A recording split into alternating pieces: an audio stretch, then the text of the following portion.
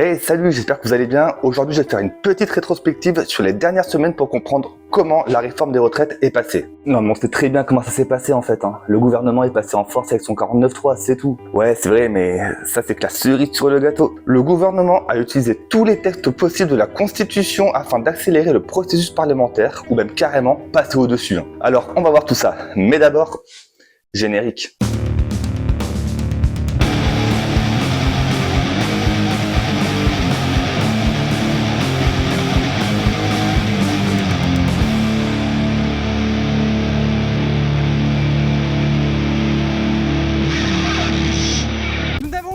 Aussi loin dans la construction d'un compromis. Mais le compromis, cela demande du courage. Tout comme certaines réformes demandent de la responsabilité pour agir. Agir pour sauver notre système de retraite par répartition. Tout commence début février où le projet de loi sur la réforme des retraites intégré au projet de loi de financement de la sécurité sociale est débattu à l'Assemblée nationale.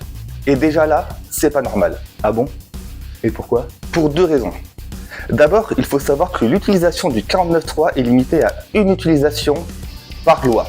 Sauf quand ça concerne les lois sur le budget, où là, le 49.3 peut être illimité. Déjà là, l'opposition aurait pu se poser des questions. Et ensuite, selon la Constitution, seules les lois qui concernent le budget peuvent entrer dans le projet de loi de financement de la sécurité sociale. Or, certains articles, tels que celui qui parle de la pénibilité au travail par exemple, n'a rien à voir avec le budget. Donc, faire passer ces articles-là, dans ces conditions-là, c'est simplement anticonstitutionnel. D'ailleurs, je pense que certains députés vont faire appel au Conseil constitutionnel par rapport à ça. Mais bon, ça m'étonnerait quand même que Fabius, président du Conseil constitutionnel, aille à l'encontre de Macron et de son fils Victor Fabius, qui, rappelons-le, bosse pour McKinsey.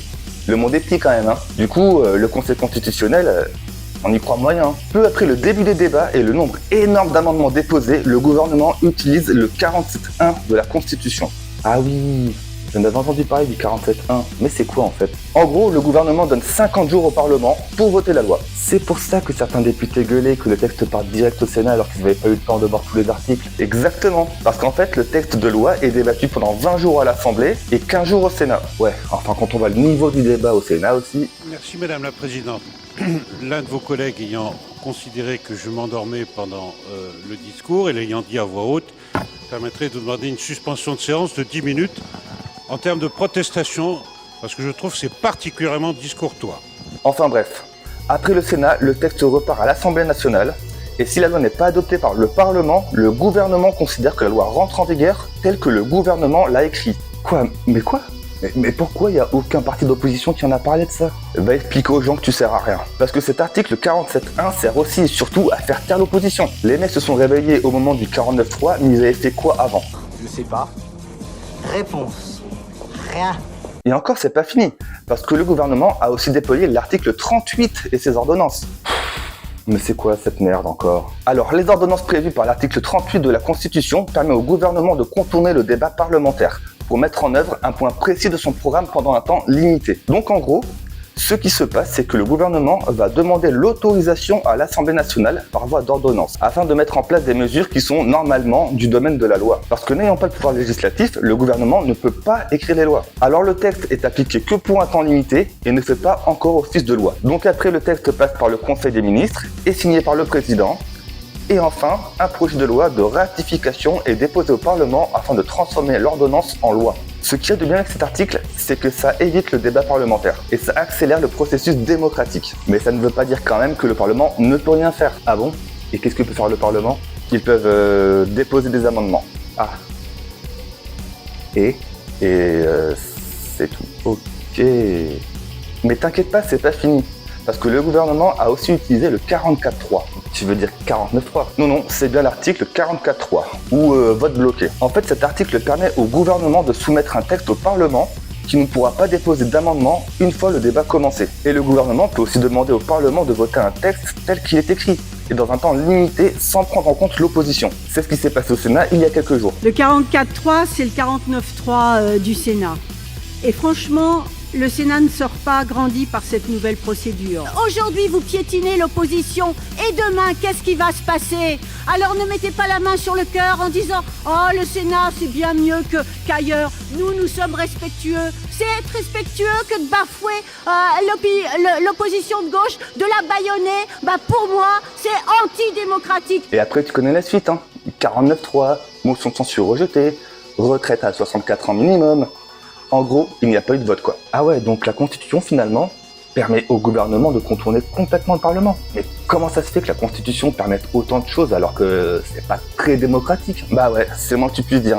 Mais c'est comme ça. C'est une Constitution qui date de 1958, faite par un militaire de métier dans un contexte très particulier. Mitterrand parlait d'un coup d'État permanent, en parlant de la Constitution telle qu'elle est écrite. Et il l'a changé? Bien sûr que non. Mais c'est clair qu'il faudrait faire. Le problème, c'est que ça viendra pas de nos politiciens, vu le pouvoir que ça leur donne. On va manifester alors. On peut encore le faire, ça. Oui. Pour le moment. Comment ça, pour le moment? Le droit de manifester, c'est dans la Constitution, non? Eh non. Quoi? Tout le monde le croit, mais le droit de manifester n'est pas inscrit dans la Constitution. Et il faut des autorisations de la préfecture, tout ça. Ça peut même être interdit dans certains cas. En vrai, c'est écrit dans la Déclaration des droits de l'homme. Mais bon, puisqu'on en fait des droits de l'homme en France, hein. On enlève les masques, on enlève les masques, allez, on enlève.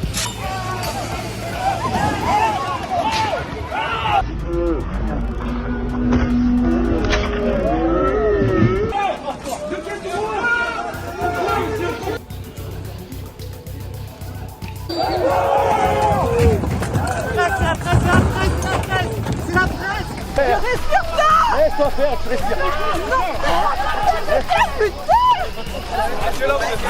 Prendre normalement. Lâchez maintenant, bordel! Monsieur, est-ce que je peux m'approcher pour ça? Non, vous reculez, j'ai rien à vous dire. Pourquoi? Parce que depuis tout à l'heure, vous reculez.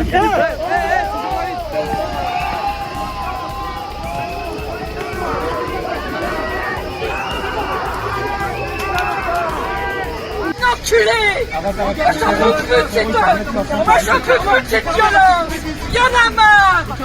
Regarde un feu de bourrin! C'est un feu de bourrin! Regarde, t'as la main traquée du manche! C'est une femme, t'as des enfants! Comme disait un de mes prédécesseurs, ça m'en touche une sans bouger l'autre. Ah ouais, putain. On est dans la merde, hein. Et oui. Surtout qu'après, on va te dire que c'est la peau de sticker sur une vitrine qui est violent. C'est honteux! Et comme le disait Borne, Comment osez-vous nous reprocher la violence dans la rue? Face à ces violences, je veux à nouveau rendre hommage à nos forces de l'ordre qui assurent la sécurité des manifestations. et sur cette petite note d'espoir, je vous quitte et je vous dis à bientôt pour une nouvelle vidéo. Ciao!